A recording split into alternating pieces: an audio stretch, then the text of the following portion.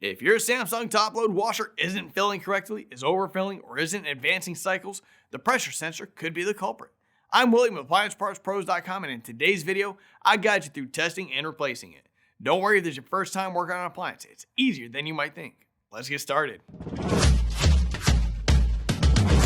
With over 2 million products in stock and the know-how to help you do it yourself, we are AppliancePartsPros.com. For today's work, we'll need a multimeter, a Phillips screwdriver, and a pair of pliers to get the job done. Also, please remember that safety comes first. Always disconnect your washer by unplugging it or switching the breaker off. Grab your Phillips screwdriver and remove the screws securing the console back panel. Separate the back panel from the console and set it aside. Remove the 2 screws securing the console to the rear panel, then rotate the console forward.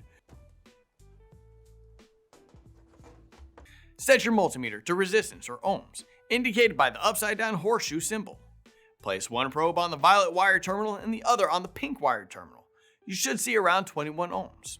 If the reading is not close to 21 ohms like we see here, the pressure sensor has failed and should be replaced.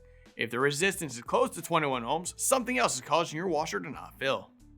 If you'd like to know more about how to use a multimeter, we've put together a comprehensive tutorial for you, so check out the link in the description.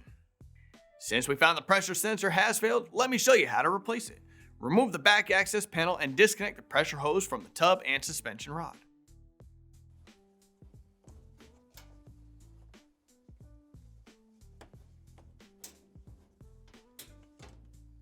Remove the wire cover from the back. Remove the pressure sensor from the frame. The locking tabs can be pried away by hand while lifting the pressure sensor out. Pull the pressure hose through. Here's the old pressure sensor and here's the new one.